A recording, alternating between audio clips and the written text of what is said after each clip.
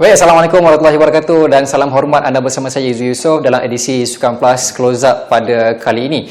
Untuk kali ini, sambil-sambil anda beraya di rumah, kita bawakan kepada anda satu topik yang cukup menarik kerana apabila menyebut berkaitan dengan sukan, bola sudah semestinya tidak boleh lari dalam jiwa peminat sukan di Malaysia. Dan pada kali ini saya bawakan kepada anda seorang tetamu yang cukup istimewa. Bila disebut nama dan mukanya, pasti peminat sukan bola sepak kenal siapakah figura ini. Orang yang cukup kuat dalam bidang bola sepak secara umumnya, dan pada ketika ini bukan sahaja menjawat jawatan sebagai Naib Presiden Persatuan Bola Sepak Malaysia FAM, namun beliau juga merupakan watak penting dalam merencana bola sepak yang kalau saya sebut antara piala-pialanya seperti Piala Agong dan juga Piala Emas Raja-Raja, inilah mastermind-nya. Saya memperkenalkan kepada anda iaitu Encik Muhammad Firdaus Muhammad selaku Presiden Persatuan Bola Sepak Melayu Malaysia PBMM. Apa khabar Encik Firdaus?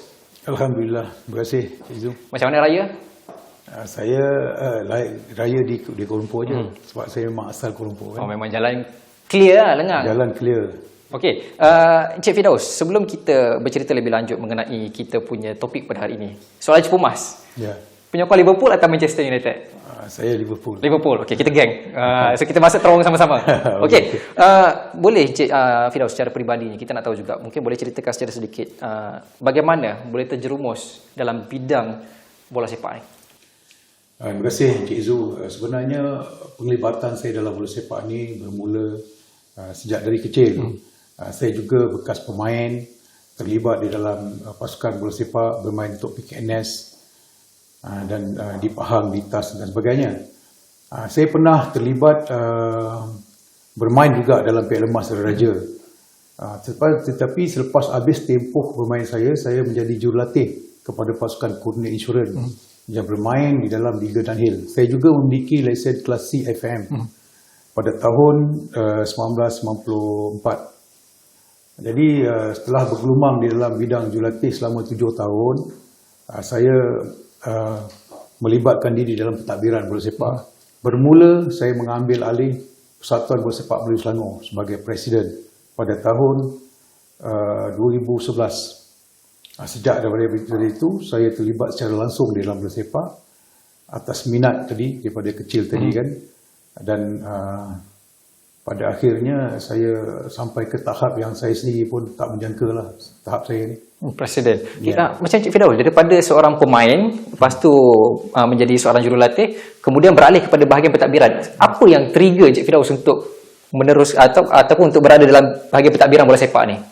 Kadang-kadang kita boleh menilai diri kita. Bila kita menjadi jurulatih, mungkin kita belum sampai, kita tak mendapat satu macam pencapaian yang baik. Jadi di dalam hidup ni kita kena sentiasa ada option. Jadi option terbaik saya memilih untuk menjadi pentadbir. Sebab bila pentadbir ni kita ada banyak macam bukan banyak, maknanya kita ada kuasa yang kita buat polisi kan, untuk macam mana kita nak mencorakkan lebih-lebih persatuan tadi. Kalau kita bermain, kita duduk sebagai jurulatih, jadi kita masih tertaluk kepada pentadbiran lagi. Jadi dekat atas usaha itulah yang saya mendekatkan diri dalam pentadbiran. Membawa satu perubahan juga dalam dunia bola sepak ni. Ya. Okey, FAM kita sedia maklum apa fungsi dan juga tugas, namanya itu sendiri dalam bola sepak kita dah sedia maklum. Tapi menyebut PBMM, Persatuan Bola Sepak Melayu Malaysia, sangat jarang didengari dan orang pun kadang-kadang tak kenal. Mungkin Encik Firdaus boleh kongsikan kepada kita sebenarnya PBMM ni apa, bila ditubuhkan? Penubuhan Persatuan Bola Sepak Malaysia ni dulu dikenali sebagai Persatuan Bola Sepak Melayu Semenanjung pada tahun 1947. Tetapi Piala Emas Raja telah dimainkan pada tahun 1922. Jadi kalau kita ikut asal penubuhan tadi, kita dah masuk ke 71 penubuhan. Tetapi Piala Emas Raja itu sendiri, kita telah mencapai edisi yang ke-100 pada tahun 2022, pada tahun lepas. Jadi ini satu, banyak orang tak tahu sebenarnya, Melayu Malaysia ni, Persatuan Bola Sepak Malaysia ni, selepas berakhirnya biasanya Piala Malaysia pada zaman sebelum zaman profesional, dia mengambil tempat. Sebab pemain-pemain yang bermain dalam Piala Malaysia adalah orang yang sama akan bermain dalam Piala Emas Raja. Semasa itu berstatus amatur lah. Dia panggil amatur. Jadi kalau kita tengok zaman 80-an, 90-an, 70-an, player-player ni datang daripada kelab, bermain dalam Piala Emas, bermain dalam Piala Malaysia dan semualah semua apa yang ada Piala dalam Malaysia, semua itu yang player yang main juga. Tapi bila dah masuk ke era profesional, kita mengambil satu pendekatan yang mana kita cuba membawa satu kejohanan yang lebih kepada pembangunan. Kita telah bermula pada tahun 2021, kalau tak saya ingat lagi. Kita bermula maknanya kita start bermula dengan tournament kita ni untuk pemain-pemain di bawah 25 tahun. Sebab kita nak supply kepada pemain-pemain ni, kalau mereka ni baik dan boleh bermain di peringkat profesional. Itu pada yang kita dah buat satu transformasi lah di dalam Persatuan Bola Sepak Malaysia tu sendiri. Jadi satu sebenarnya kalau kita lihat Persatuan Bola Sepak Malaysia ni banyak melahirkan pemain-pemain. Bukan sekadar bermain di peringkat negeri, tapi di peringkat negara. Antara yang watak-watak yang pernah bermain di dalam Piala Emas seperti Hafiz Kamal, Pahang, macam Khairul Azhan pernah bermain untuk pasukan Pahang, Melayu Pahang dulu, satu ketika dulu. Macam Syafiq Ahmad di JDT juga pernah bermain. Saya masih ingat lagi final tahun bila dia main. Kalau saya tak ingat 2014, kalau saya ingat lagi lah 2014 final dia dengan Perlis ke apa. Syafiq Ahmad antara watak-watak yang pernah bermain di dalam Piala Mas Raja lah. Jadi Piala Mas Raja ni sebenarnya satu platform yang baik untuk belia-belia tadi untuk bergerak sebagai seorang pemain profesional.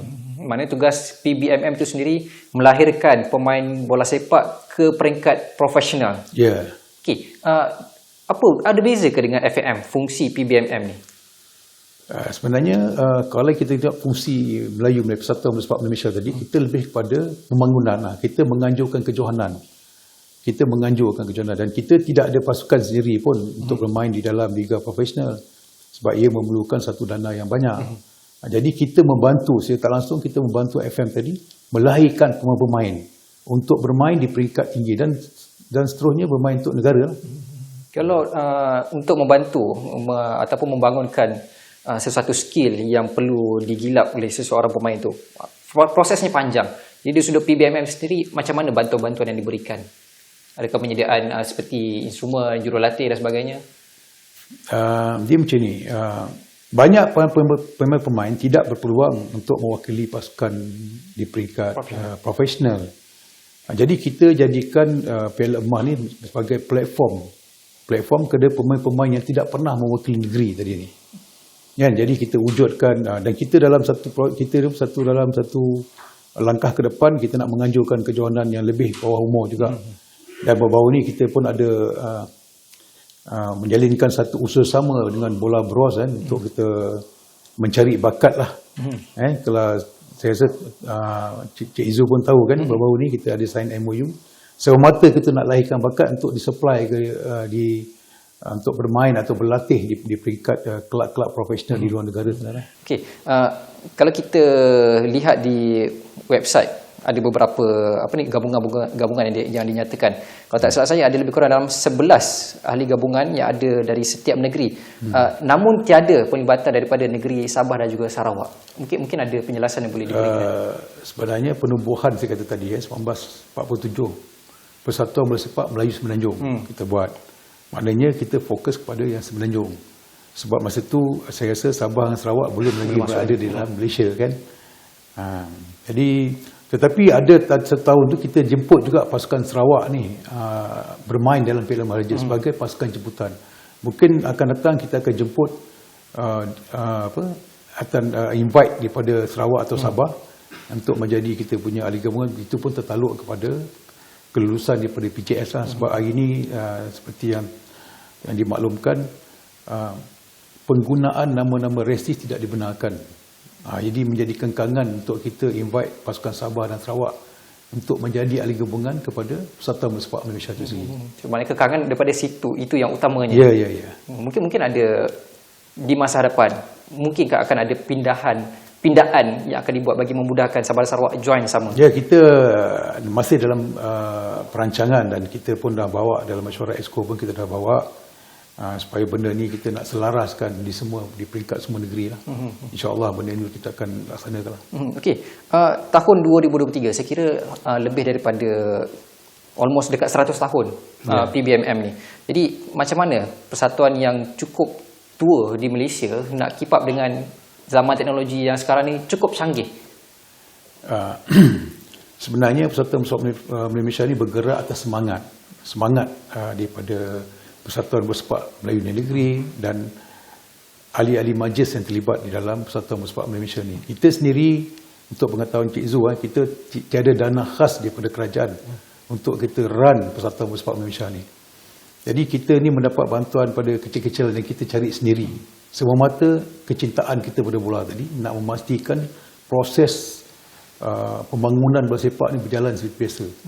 Jadi awak pun kena faham saya rasa tentang setiap tahun kita memerlukan dana sekitar 500,000, setengah juta lah untuk kita organize Piala Emas Raja. Saban tahun bila masuknya Piala Emas Raja, kami akan mencari sponsor lah untuk memastikan Piala Emas Raja ni berjalan seperti biasa. Buat masa ni alhamdulillah kita belum ada lagi Piala Emas ni kita batal, kita tangguh, tak ada lagi. Walaupun dalam keadaan kita tidak ada dana, tapi kita teruskan juga kita punya kejohanan Piala Emas Raja ni. 500,000 jumlah ataupun peruntukan yang hanya diberikan untuk menjalankan kejohanan tersebut. Ya. Kalau berkaitan dengan hadiah piala Sekali semua. Sekali. Semua sekali. All in lah. Adakah peruntukan yang dimohon ataupun 500,000 yang diperuntukkan itu bertambah daripada tahun ke tahun ataupun maintain je 500? Sebenarnya kita nak buat satu anjakan baru kepada pertandingan, tetapi ia memerlukan dana yang banyak. Jadi kalau kita dapat dana yang banyak, jadi ada satu anjakan kepada pertandingan tadi. Kita mungkin buat secara, dan kita boleh memberi geran kepada setiap pasukan yang bertanding tadi. Tapi disebabkan kita tak ada gerak, tak ada duit yang cukup, jadi duit yang tadi saya kata tadi 1,5 juta setiap tahun kita nak cari itu semata-mata untuk pasukan, untuk tournament ni saja. Tetapi kita tak dapat bantulah pasukan yang negeri tadi. Melainkan kita memang dapat dana khas setiap tahun dan mungkin kita boleh bagi kepada setiap pasukan yang bertanding tadi. Anggaran berapa kos ataupun dana yang diperlukan untuk memberikan geran khas kepada pemain kepada kelab-kelab ni? Jadi sebenarnya kalau kita hanya memerlukan sekitar 1.2 juta, 1 juta begitulah, 1 ke 1.2 juta lah. Sebab kita bukan bagi satu geran yang besar kepada Persatuan Bersepak Negeri, sebab kita punya tournament, kita lebih kepada tournament yang bercorak, dia panggil apa, grouping, group stage kan. Jadi kita main tournament kita pun dalam jangka masa yang 2 bulan. Jadi kita tak perlu nak bagi setiap negeri itu sehingga mencecah sampai 300,000 ke, tak semestinya lah. Jadi kalau kita boleh beri dalam 10 ke 20,000 setiap pasukan bertanding, itu dah pada saya itu satu kejayaan kita jugalah.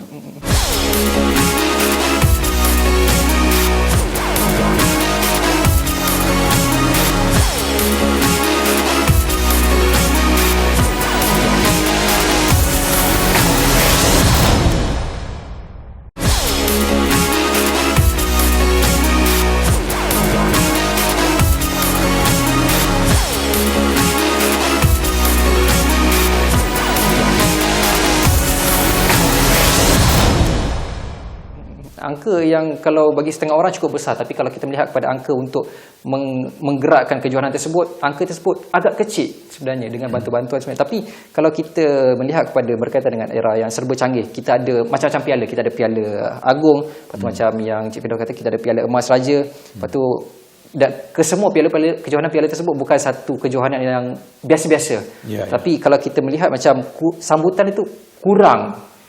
Tapi macam mana kita nak bagi piala-piala tersebut, kejohanan tersebut satu level dengan Piala Malaysia dari segi fanbase-nya? Macam mana kita nak cater perkara ni? Bila Malaysia ke arah profesional, jadi Piala Emas Raja ni dia rasa terpinggir sikit disebabkan kita tak boleh sign pemain-pemain ni sebagai pemain profesional, sebab di negeri pun ada kengkangan dari segi dia punya bajet dan sebagainya. Jadi hanya kita boleh buat tournament ni untuk kita melahirkan pemain saja. Tetapi sebenarnya sambutan tu ada, tetapi kena bawa di luar daerah. Mengambil contoh, ada ketika kita bawa liga ni bermain di Kelantan, di Kedah, di Perlis sambutannya bagus sebab dia orang masih sinonim dengan Piala Emas Raja. Hanya mungkin di Kuala Lumpur saja dia punya sambutan tu kurang memuaskan sebab bila dah masuk era profesional dia orang lebih pada fokus penyokong-penyokong ni dia nak yang satu permainan yang berkualiti, kan, yang ada pemain import dan sebagainya. Jadi kalau Piala Emas Raja ni kita ni macam saya kata tadi sebagai platform pembangunan saja. Jadi tapi sambutannya kalau kita bawa di luar daerah ya sambutannya cukup baik. Final tahun 2000 Piala Emas Raja 2017 ke 16 di antara Perlis dan Negeri Sembilan dia mencecah 20,000 stadium di Kanga. Sambutan dia masih okey. Tak ada masalah. Tinggal kalau bermain di luar daerah. Kita pernah contoh Selangor pernah bermain di Sabak Bernam dan sambutan pun baik. Sebab dia orang mungkin dia tak ada hiburan kat sana semua kan. Jadi maknanya kita memang kena bawa Piala Emas Raja ni kena bawa keluar. Maknanya bukan fokus di bandar-bandar saja tapi bawa keluar daerah juga. Bawa keluar daerah. Jadi kita mainkan di daerah, di stadium-stadium daerah. Dan banyak penyokong-penyokong boleh hadir. Jadi kita dah buat kajian 3, 4, 5 tahun ni saya tengok ada sambutan daripada luar daerah. Okey. Macam kejohanan tadi Cik Firdaus kata kena bawa ke luar daerah untuk kita mendapat sambutan yang pelbagai daripada kalangan peminat. Buat masa sekarang ada daripada pihak PBMM sendiri ada tak perancangan untuk mengadakan satu liga khas bagi membolehkan pemain-pemain kelab dapat at least menjana pendapatan dan juga jurulatih ni? Itu dalam perancangan kita juga sebab kita tidak mahu bertindih dengan FM. Peranan di Liga Malaysia tadi, MFL tadi dah cukup dah untuk memberi peluang kepada pemain-pemain jurulatih untuk mencari peluang kerjaya lah sebagai jurulatih pemain dan sebagainya. Tetapi kita macam saya kata tadi, saya konsisten kita ni lebih kepada pembangunan. Tetapi mungkin kalau kita ada dana lebih mungkin kita boleh buat macam di peringkat pembangunan saja. Mungkin tournament-tournament yang di bawah 18 tahun, di bawah 16 tahun kan. Itu kita boleh buat. Itu dalam perancangan Persatuan Bola Malaysia. Akan ada dilaksanakan? Ya, insya-Allah. Kalau kita menyebut berkaitan dengan kewangan, sudah pasti satu masalah yang takkan selesai. Tapi dari PBMM sendiri, ada tak perancangan di masa depan untuk memastikan bahawa pemain-pemain muda, pemain-pemain tempatan ini dapat digilap lebih ramai, dibawa ke peringkat profesional sekaligus dapat mengharumkan nama di persadiaan antarabangsa satu masa nanti? Ada perancangan nak buat macam tu? Ya, memang sebenarnya perancangan tu dah lama, memang dah ada pun. Sebab apa kalau tuan tengok kebanyakan pemain-pemain yang lahir dalam kelab-kelab masing-masing tu mereka bermula dengan Piala Emas Raja. Memang mereka bermula daripada Piala Emas Raja. Di Kelantan kita macam saya contohkan tadi Hafiz Kamal, Pia pun, Apek pun semua bermain dalam Piala Emas Raja. Maknanya dia orang dah bermula daripada peringkat pembangunan tadi. Kan? Sebelum dia mendapat tempat di dalam pasukan senior tadi kan. Jadi inilah satu platform yang baik untuk dia orang. Piala Emas Raja tadi. Ya, mungkin Cik Firdaus boleh kongsikan apa antara cabaran utama yang dihadapi oleh PBMM dalam melahirkan ataupun menggilap pemain-pemain muda untuk dibawa ke peringkat profesional ni? Antara cabaran yang dihadapi? Sebenarnya cabaran-cabaran ini lebih kepada kengkangan di sisi kewangan. Sebab kita lihat apa saja perancangan kita nak buat mesti berkisar kepada kewangan. Betul. Kan? Jadi kita tengok dan kita pun perlu sokongan daripada Persatuan Bersepak Melayu negeri-negeri di seluruh Malaysia ni. Dia kena support sebab kita di peringkat pusat ni menganjurkan, tetapi di peringkat negeri tadi yang kena banyak buat program-program. Dan sebenarnya kita pun ada perancangan nak buat macam Liga Rakyat, berbau macam Liga Rakyat tu kan, kita nak buat macam tu punya konsep. Maknanya bermula pada daerah, lepas tu sampai ke muncak mereka ni akan bermain dalam Piala Emas Raja. Itu dalam perancangan kita. So perancangan itu insya-Allah akan dilaksanakan. Ya, insya-Allah kita akan laksanakan. Okey, kita lihat perkembangan bola sepak, Liga Belia Remaja dan sebagainya. Kalau kita lihat ramai anak Melayu, anak muda yang dipanggil untuk bermain di peringkat antarabangsa. Tapi sayangnya apabila bermain di liga antarabangsa, liga tempatan, kurang dipanggil untuk masuk ke dalam pasukan kebangsaan. Jadi macam mana pandangan peribadi Encik Firdaus sendiri, macam mana melihat perkara ini? Sebenarnya pemain-pemain muda yang ada dalam negara ni, mereka kena bekerja keras. Kita lihat dulu, zaman dulu, ramai pemain-pemain muda dapat tempat dalam pasukan kebangsaan. Mengambil contoh, Zainal Abidin bermain dalam pasukan kebangsaan, Datuk Zainal Abidin pada usia 17 tahun. Kalau satu lagi, pemain dari Kedah, Rosidi Syahari, bekas penyerang Kedah, bermain untuk pasukan nasional masa umur 16 tahun. Sebenarnya, sebab apa mereka dapat tempat? Sebab mereka buat kerja kuat, kerja keras.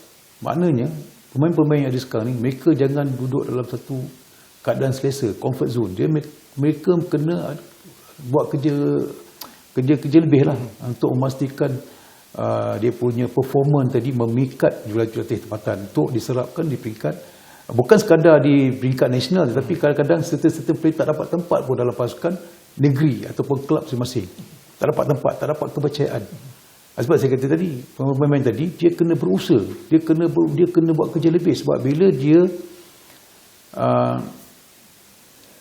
memilih kerjaya sebagai pemain bola, dan dia kena buat kerja dia betul.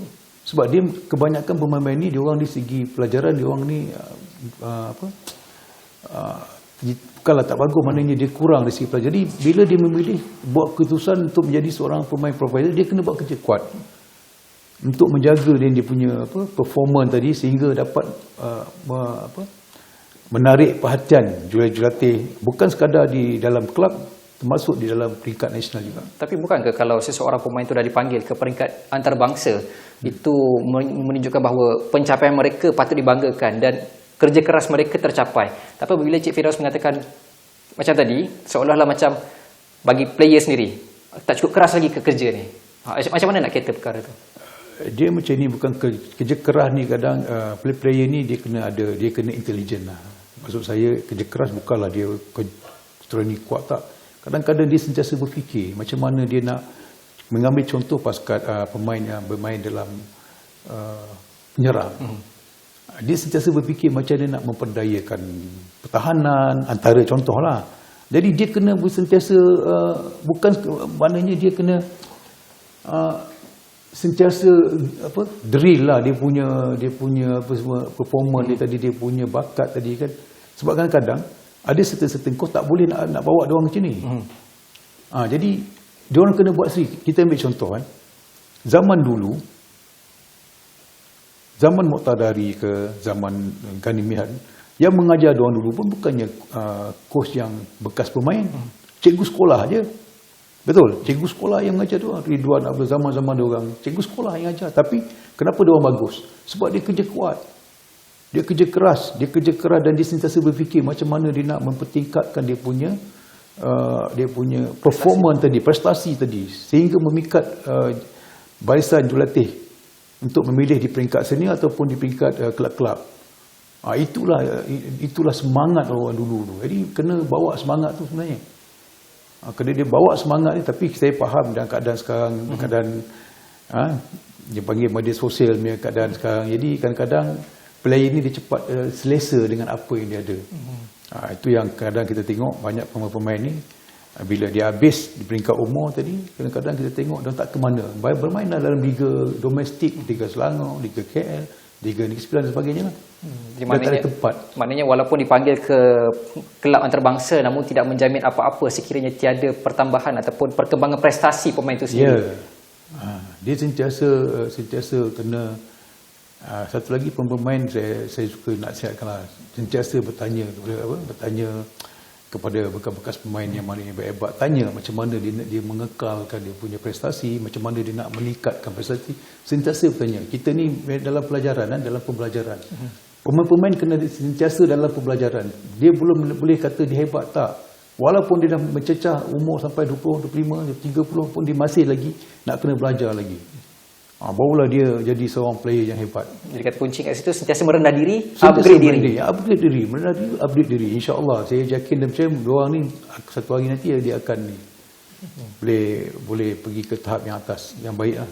Baik Cik Firdaus, secara ringkasnya harapan dan juga saranan Cik Firdaus kepada industri sukan bola sepak kita di masa akan datang.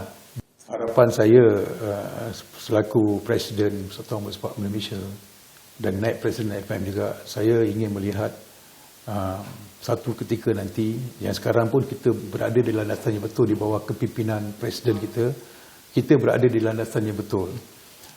Seperti yang kita maklum, daripada kita punya ranking daripada 100 lebih, sekarang ni kita dah pergi ke yang terbaik lah, 130, dan insyaAllah kita cuba sehingga pada tahun ni kita nak pergi ke 120 dunia lah.